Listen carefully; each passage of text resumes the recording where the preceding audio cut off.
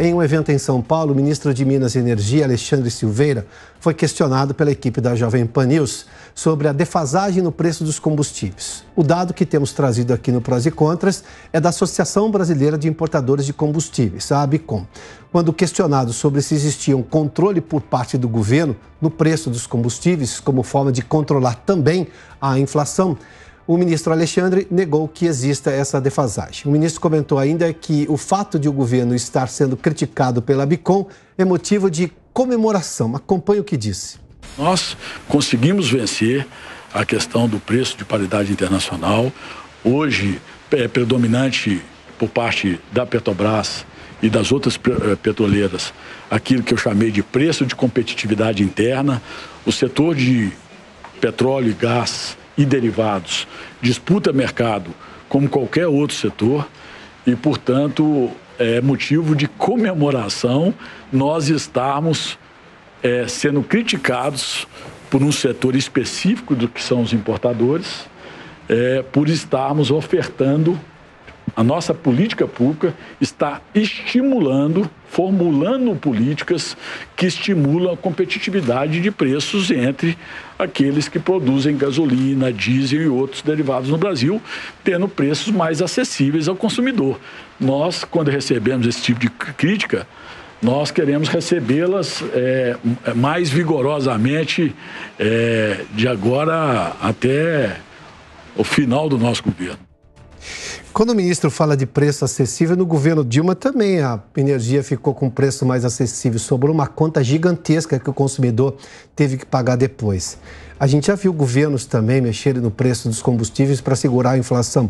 A conta fica para depois. A Petrobras foi prejudicada nesse sentido todo e a Petrobras, sim, é uma empresa que gera dividendos para o governo.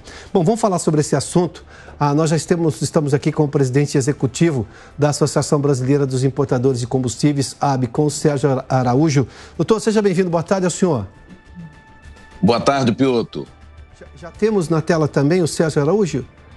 Só vamos verificar exatamente a sua imagem, que não estamos tendo retorno de... Agora sim, Sérgio, seja bem-vindo uma vez mais. A gente viu o ministro dizer que é até um elogio quando ele é criticado. O que a ABICOM fez foi mostrar claramente que tinha ali uma defasagem de preço, ou seja, está se vendendo combustível no Brasil com um preço menor do que o custo internacional, sendo que a Petrobras, sim, a gente importa muito combustível do mundo. E isso gera concorrência desleal também com os importadores independentes, não é isso? Perfeito. Uma boa tarde, Piotr, a você e a toda a sua audiência, que não é pequena. Eu agradeço aí por essa oportunidade de esclarecer alguns pontos. Primeiro, eu quero dizer que essa divulgação das defasagens nos preços dos combustíveis não tem nenhum viés político. A ABICOM sempre fez isso, desde a sua fundação lá desde janeiro de 2019, a gente publica isso de uma forma técnica. E é de uma forma técnica que eu quero avaliar isso. De fato, os preços hoje praticados pela Petrobras têm umas defasagens bastante elevadas. No caso da gasolina, nós estamos falando de 23%. Isso, contas da ABICOM, tem outros agentes que chegam até a 27%. No diesel está 19%.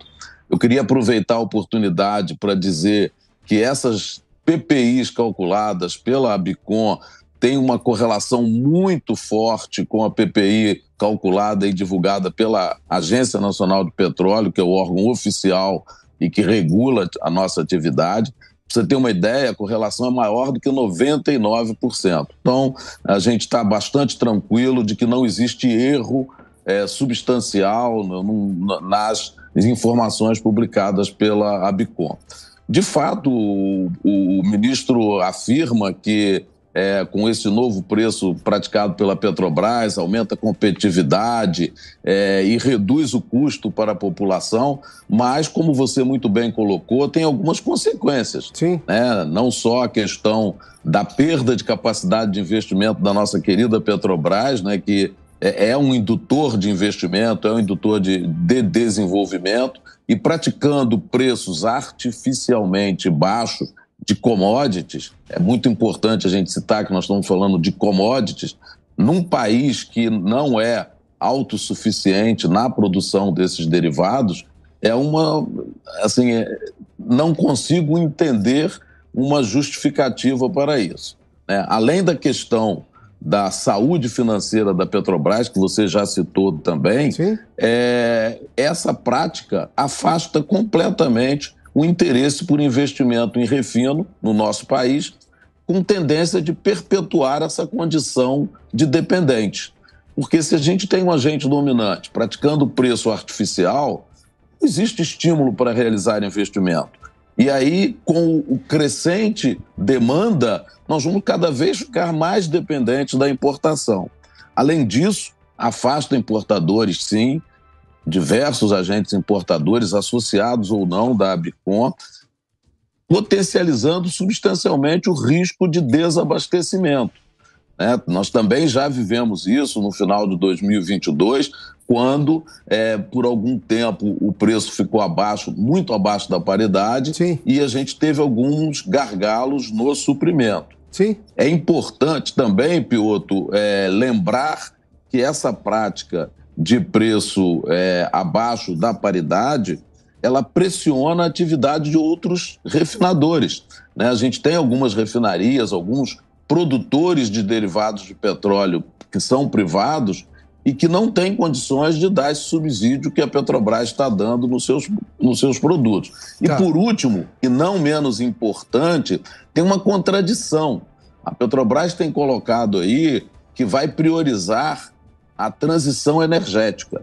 E a prática de preço artificial nos combustíveis fósseis pode inviabilizar a transição energética. A gente pode voltar a ter o problema de falta de competitividade do etanol, do GNV, retardando, sem dúvida, a transição energética que é desejada por todos. Tá. Ô, Sérgio, vamos lá. Você falou em agente dominante no mercado, se referindo, claro, à Petrobras. Qual é a participação da Petrobras no mercado para entender qual é o tamanho do jogo?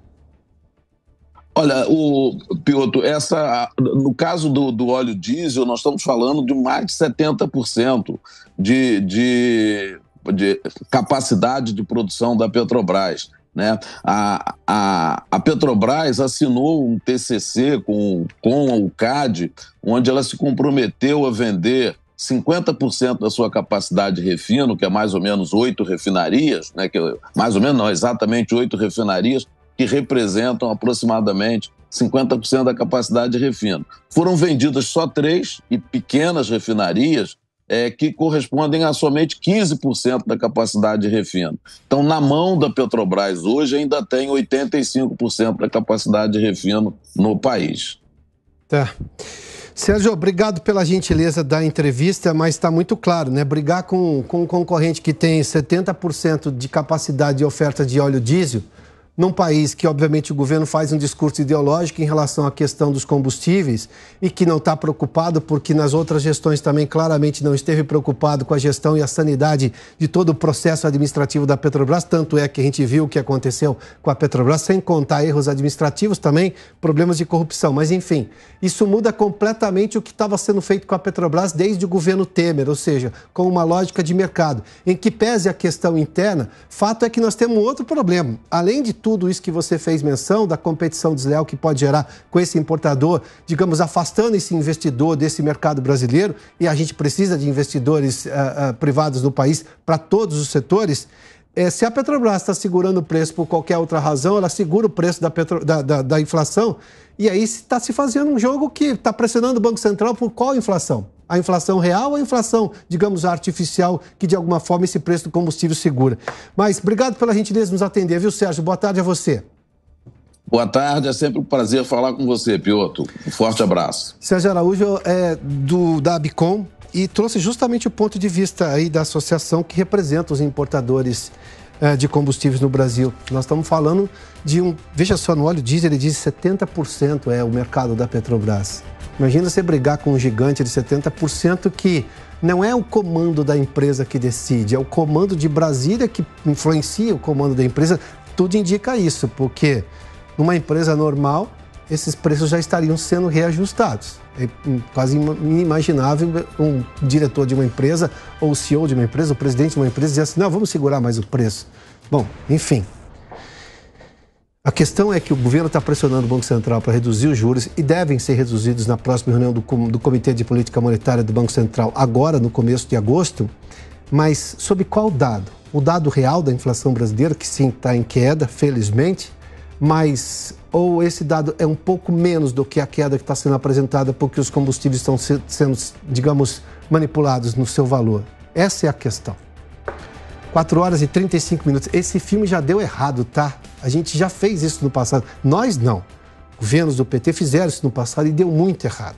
Não tem por que dar certo agora, não.